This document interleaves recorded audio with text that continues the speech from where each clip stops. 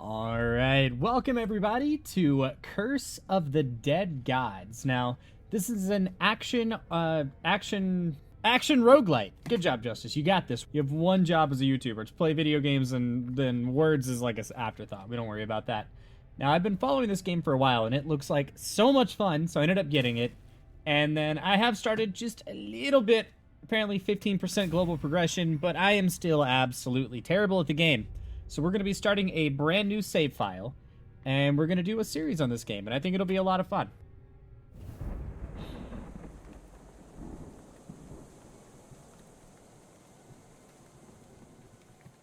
Now, the game is very dark and darkness themed, so I'm not sure if I'll be able to maybe turn the brightness up or something just to make it a little bit easier for you guys to see the gameplay. But this game also revolves around light, and it revolves around using fire to light the areas around you, and that prevents you from taking bonus damage that you would take in the darkness. There's a lot to this game, so we'll go into it in pretty decent depth as we start out. So we're going to be explaining basically everything as we go through now. So this is our character. Torch illuminates your surroundings and can set flammable objects on fire. So we're going to hold A, equip your torch. That is the first level of the tutorial. It's like, hey, you know, use your torch, man. And you can use your torch to light sconces like that, which provides light around the area.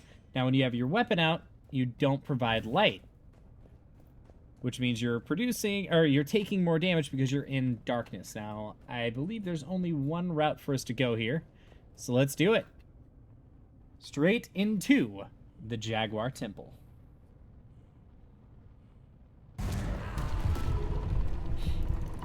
Now, this is a really good time to explain that what's happening to my arm right now is curse. Now, there's a reason this game is called Curse of the Dead Gods. When you open a door, you suffer 20 points of curse damage. That is, unless you have something like a relic of some kind that says, I don't take curse damage like that. So, at this current time, we are absolutely taking curse damage like that. Okay, so what route do I want to go through? I kind of want to go weapon, gold in the middle, gold on the right. Take the 2 relics back towards the middle. And then grab the stat, gold, and then either weapon if I need it, or relic. I think that sounds like fun. And I'm actually willing to take some curse to get a decent weapon early on. This is a short dungeon. They go from short to medium to long. And, you know, that it expands, so since we're only on the shortest one right now, I'm not too worried about taking a little bit of curse damage early. Now, I know I mentioned that this game looked like so much fun to me, right? But I have also played games similar to this in the past, stuff like Gungeon. I do like that this one's melee, but I am really bad at using like dodge roll invincibility frames and the parry system in this game. I am trying to get better at them, but that doesn't mean I am in any way good at doing it like that. So this will be a really good series on watching me grow and get better at the game, because I am going to start out as one of the worst players you've ever seen, which is going to be a lot of fun. So I get to learn and get better at roguelites like this. That was a good parry. Ooh, I almost didn't get that parry off in time. I got real scared. There's also a greed kill timer, so I'm just using my main melee weapon right now. And you can also block ranged attacks just like that, but this guy heals the people as all around him, so I'm going to try to take him out first. Okay, I think that's everybody. Now, my greed timer is going to run out because there's no more enemies for me to attack, but attacking a new enemy without taking damage will add points to your greed timer. So we don't have any divine favor, which is something we'll get later. But this is where we're going to pick out what weapon we might be running through here with. Now, this sword is pretty good. Finisher costs no stamina, so basically you can wail with your sword as much as you want. So if you watch, you get 3 attacks, and then the 4th attack takes one of your stamina bars. So if your finisher, which is what that is, takes no stamina, then you can basically use your sword as long as you want. And it doesn't take any stamina, which makes it really easy to work around in your combos and stuff. You have a secondary weapon. This is your pistol. And you hold down a little line. When it goes gold, you can release for a bonus damage. You have your dodge roll with dodge roll with right trigger, and you have your parry with left trigger. My main issue with a parry and this isn't a game issue, this is a me issue, is I always parry too soon. A lot of the attacks from the enemies have a wind-up that takes a lot of time to happen, and I'll just immediately parry before they're even close to me. None of these are really making me that excited, you know? This one's a heavy weapon, which is worth picking up, but not at the cost of taking Curse whenever I'm not going to be using it. You know what? We'll pick up the heavy weapon. It'll be worth it because I'll be able to explain something else, hopefully in the next room, assuming it's possible. So we're going to take a little bit of Curse here. And as you see at the bottom right of the screen, we have a Curse bar, which is now 60 out of 100, which once we open this door, it's going to be up to 80. Alright, so we got the weapon, and whatever. It's a passable weapon. It's fine. We're going to start cutting off to the right like we planned. I don't plan on deviating from this path. There will be times where I deviate in the future, but as of this like tutorial level kind of stuff, I just want to go with what I know. Alright, so these guys are easy to take out with just one combo. It's not a big deal. And as long as you hit another enemy before your greed timer runs out, which is what almost happened there. Woo, woo! If I took that hit, I would have gained some Curse, which I don't want to be doing. Ooh, God. I'm playing a very dangerous game here. Now, my greed timer is going to run out. I know there are more enemies in here, but I wasn't going to be able to get to them fast enough, based on the pathing that I took. I don't know how I dodged both of those, but I'll take it. I'll take it, and I'll be pretty happy about it. Let's do a roll and attack. Perfect. Doesn't have to be a perfect shot for me to continue the greed timer, and I would rather keep the greed timer up than get a perfect shot off, if it is possible to keep the greed timer up. Alright, nice and easy. These guys are pretty easy to kill. As long as you hit them the first time, they tend to be staggered. The champions later on don't, and you'll see them as we get there. This is also a trap that you can trigger by burning it. Shoots off some fire out in front of you, which is pretty cool. And all these cobwebs and stuff will ignite and can occasionally set off chain reactions where lots of stuff explodes, and it's pretty interesting. Alright, 66% to all healing effects. That is not bad at all. We currently don't have any healing effects, but that doesn't mean we can't get some. 3 to Perception, which is going to increase our gold find. Let's go over the stats really quick. So your Constitution will raise your max health.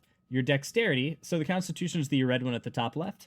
Dexterity is the blue, and that is your percent to damage. So Dexterity will just enhance the base damage of your weapon. So if we get a couple points, this sword will go from 16 or 15 to 16 to 18. Same with our pistol and our Titan Slayer, which we haven't really used yet, but these have really good like engage abilities. And you can use 2 stamina, and you can also break traps and terrain with them, which is pretty cool. One of the main things that you want to break that is terrain are going to be... we definitely don't need a Haven. We've taken 1 hit total. But Havens are where you heal. You kind of get the idea. Havens are a safe place. Just, yeah, safe haven. Volatile Remains is our first curse. So that means the Wrath... Well, let's read through it. The Wrath of the Dead God will ignite the very heart of his servants. Enemies killed while burning explode after a short time. So if I were to hit them with my torch or hit them with a weapon with fire damage, which I don't think we have currently. Yeah, we don't have any weapons with fire damage. But if I were to do that... Oh, we need... Oh, we are going to take a lot of damage here. That's unfortunate. It was worth it to me to get the gold, but that was a lot of damage we just took because I don't know how to do that trap room properly. Let's see if we can get a good, nice, ooh, 1 shot that boy. We'll take it. I'm pretty confident in my ability to parry some of these attacks, like you're seeing here. But other attacks will just completely annihilate me while I am overconfident about how good I am. Because the answer is I'm not. There's a couple weapons you probably won't see me using often. That being the pistol. I'm not a huge fan of just the way that the pistol operates. Which, once again, isn't a game thing, it's a me thing. It's just a new concept to me, and it throws me off entirely. I just prefer up-close and personal melee fighting. I do love the way the maps are generated as well. Like, you have the fall-away traps. You got all kinds of stuff going on. Alright, see if we can get that lit up so we have a little bit better vision in here. Not just for me and to take less damage, but because you guys are able to see just a little bit better. Alright, nice. Anybody else I can hit? Doesn't look like it. Okay, well, we're going to pick up the gold that we can find. Let's go ahead and get these sconces lit. Roll for no reason because I pushed the wrong button. Good stuff. Perfect shots weaken enemies. I'm going to keep the heavy weapon just because being able to bust down certain walls will open up treasure rooms that would otherwise be inaccessible, and I like being able to access the treasure rooms because there's treasure in there, and I like that. So we're doing pretty well in not taking a whole bunch of hits right now, and that's not something that I can guarantee will happen often. So, that is one thing I'm trying to work on as a player, is being more consistent, and it's one thing that I am not good at all. Let's see if we can hit anybody else. No, I meant to hit, not... I'm doing everything wrong. Okay, it's okay. We parried. Okay, so that cracked wall behind me there is actually a good example of a wall that you can break with the heavy weapon, but since there's also something there designed for that exact purpose, we'll take it. We just picked up another pistol. It's obviously going to be better than the base, but I can compare really quick just so you can see it. So 20 plus 4, pretty decent damage on the base. But the Colt 45 Rainmaker has sufficiently charged range attacks, always trigger perfect shots. So whenever you watched with this one, let's take that really quick.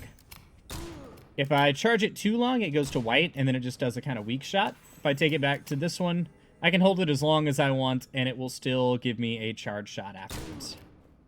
All right, let's go ahead and pop that trap really quick for no apparent reason, and I will break my light source. That was what we like to call in the industry not worth it, and I don't really have a good explanation for why I did that. You know, sometimes something just feels right, and it is definitely not, and that's going to happen.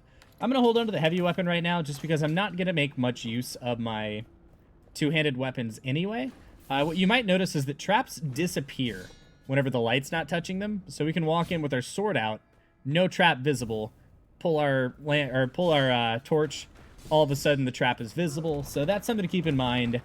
Light is super important in this game. This is also going to be the first recording, so it's going to be a bit of a test recording as well for how the gameplay looks. Ooh, okay. No, I ran out of stamina. Ah. Oh, I'm bad. I'm trying to dodge roll instead of parry. I need to be parrying when I don't have any stamina. Oh, that was bad. Alright, so we started taking a couple hits there, unfortunately. And one of the bad things about taking hits is that certain hits can increase your corruption. Level 1, or plus 1 level on cursed weapons. Are we going to take a cursed weapon at any point? Let's take a look at this door. I think I can look without actually leaving. Yeah, okay, so we can go for a weapon room right after this if we want to, and then we'll go to another stat room. It might be worth it, honestly. Cursed weapons tend to be extremely powerful, but they usually raise your level of curse by 1 level on average, from what I've seen so far anyway. Do more damage in darkness. That would be offering gold. So offering gold, we're not gaining any extra curse, but the option on the right is to offer blood, which is curse, unless you have a curse that makes offering blood actually offering your blood, which is, you know, it's a whole nother thing, but we'll get to that when we get there. I kind of want to go for the cursed weapon, even though I don't have one right now. Fuck it. I'm going to do it. In the hopes that we can grab one, we're going to give it a shot. It also means this weapon room is looking pretty juicy. But so is that other weapon room right before the boss. Stat room, gold room. I don't know if I trust that question room. It could be a haven, which we might actually need a haven going forward. I think we'll be fine. Let's continue with the path that we'd set for ourselves already. It's okay. I don't have to worry about being perfectly optimal right here. Creeping Gloom is the name of our next curse. The greatest lesson pain teaches is that anything can be lost at any given moment. Light, hope, and life itself. Taking damage triggers a wave of darkness, extinguishing any fire source in a large zone, and you deal 10% more damage in light. So one thing you'll probably notice about right now is that curses tend to have a positive and a negative aspect. And if you're able to deal with the negative aspect of the curse, they're really just buffs. And I kind of like that. It really rewards... Oh, I didn't have any stamina. Oh, I'm terrible. I'm just the worst. Okay. I'm doing everything wrong. I probably should have taken that sword that was like, hey, man, you take this sword, you don't need to worry about running out of stamina. But I didn't. Let's go ahead and bust down these walls. You can tell they're bust downable because they're cracked.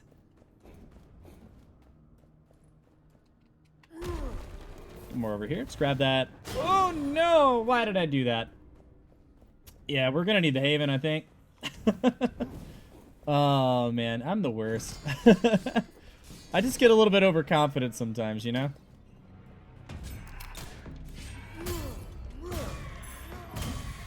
Alright, nice and easy. Let's get off a shot there. Thought we were gonna take that extra hit. Managed to dodge out of that. Cool. What our bigger weapons like this one do is take stamina for each attack. So unlike this one, where only our finisher takes stamina, the big weapon takes either 1 or 2 stamina, depending on how long you hold down your charge. But it also does some really impressive damage.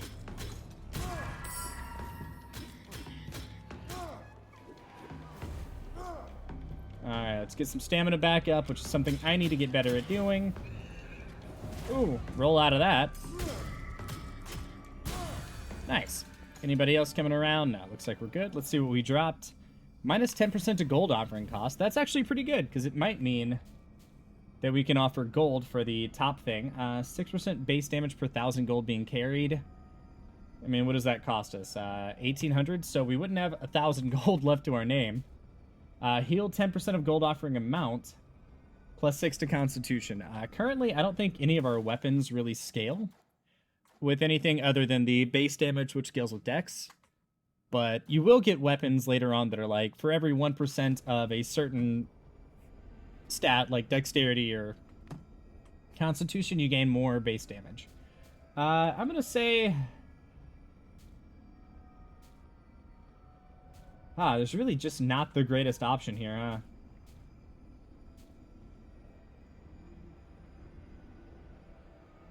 If I do this, do I get the goal? Do I get the health right now? Like, if I do this right now, do I also heal?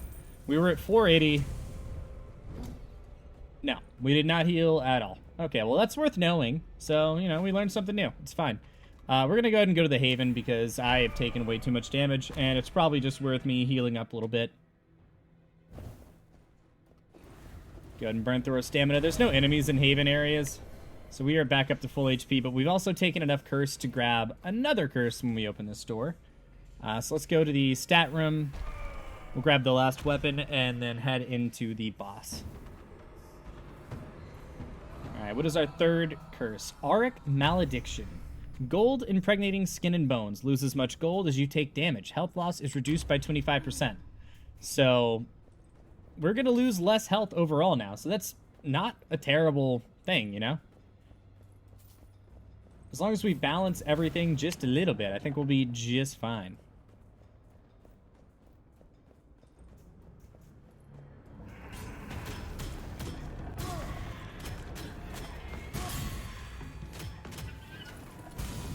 Alright, so that was the... Oh, I forgot about how... So these enemies track really well with their shot. Meaning you can't really dodge it without using a dodge roll. At least not consistently. It restores 25% of max health when a curse is lifted. Oh, yeah, that's right. You have to choose which one you want to drop. Yeah, let's go ahead and lose that one. I'm never going to use the pistol for anything other than extending my greed. Yeah, already went there. Let's go in here. Let's get these sconces lit. Dodge around the room a little bit. Let's let these guys just kill themselves. It's fine. You can get some trap and environmental kills. One of the cool things about this game is that the environmental kills, still count towards your overall kill count. So even if the traps are the ones taking out the enemy, you are still benefiting from it. So it's actually not bad. It's not like the traps are stealing the kills from you or anything. 250 max health and 25% gold fine. The gold fine isn't really that useful at this point. because we're about to go into a boss chamber, so I'm not going to bother. I'm just going to go ahead and just get the 250 max health. And I probably would have re-rolled that if I had the Divine Favor, but we'll get there in just a little bit. Alright, so this is going to be our big boss fight. Oh, no, it's not. This is our weapon. What am I thinking? No, this is... Ooh. What you're seeing me do is fail parrying multiple times and still not get hit by some form of sorcery. And I don't know where that sorcery is coming from, but if you can tell me how to find it, I would be happy to know that, so I can avoid it again in the future.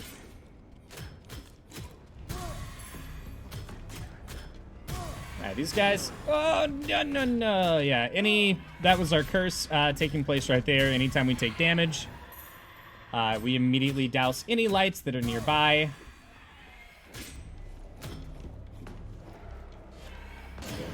I thought I'd be able to dodge that without rolling. Okay, well, I'm just going to take all of my health and damage right now. After doing so good. Oh, so good for me, anyway. Alright, so I think that's everybody. Let's get this Gauntlet back again. Just take a peek around the room, make sure we're not missing anything important. Get another trap over here, but it's not going to activate just yet.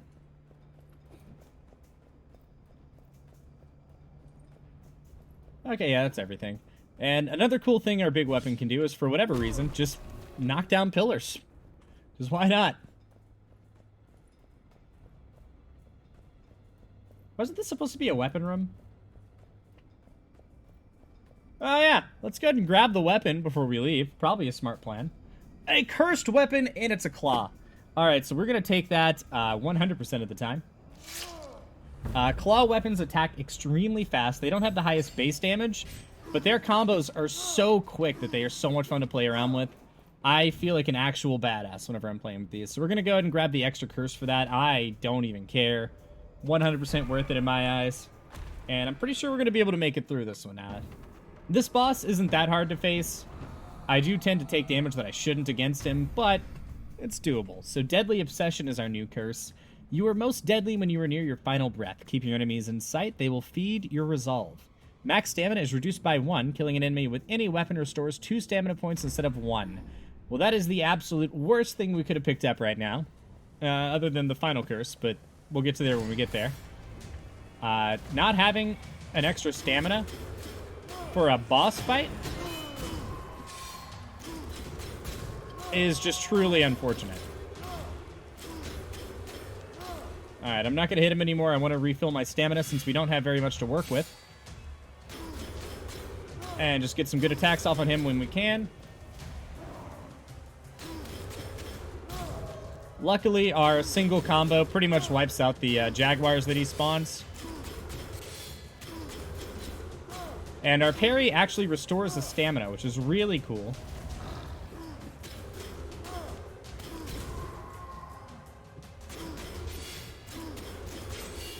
Nice. Alright, doing good, doing good. I was getting pretty proud of myself there with the double parry and just immediately wiped him out. I love the claw weapon. It makes me so happy. Did we take any hits there? I don't remember. We might have perfected that fight.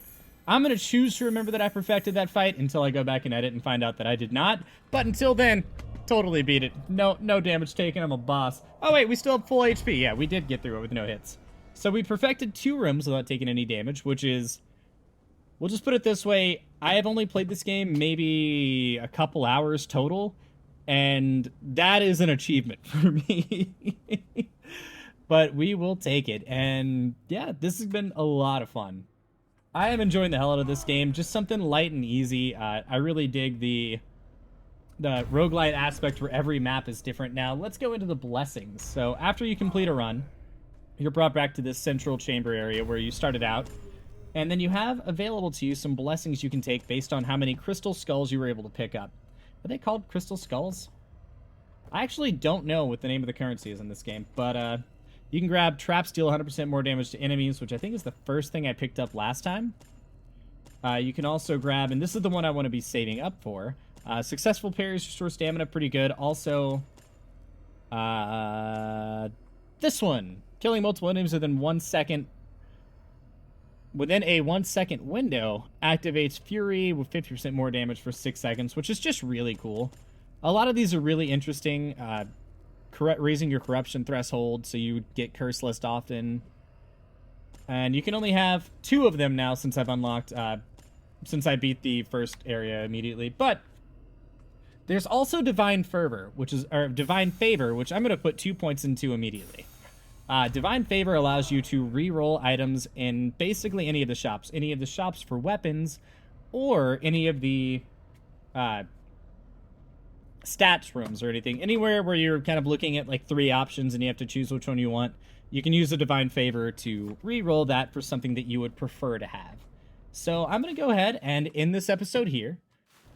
I'm looking forward to playing through the Jaguar Temple, and then this game also has a very recently released Serpent Temple, which is a free update for the game. So if you guys want to find this game or where you can play it, I will put a link down in the description below so you can find it and try it out for yourself, because I think it's just a lot of fun. And you might as well start now so we can be at the same skill level instead of starting once I'm good, because that'll be, you know, maybe a year from now, and then it'll take you forever to catch up, you know. But anyway, thank you guys so much for watching. Hope you guys have enjoyed this episode and are looking forward to the series as much as I am. And I'll see you guys in the next episode. Later.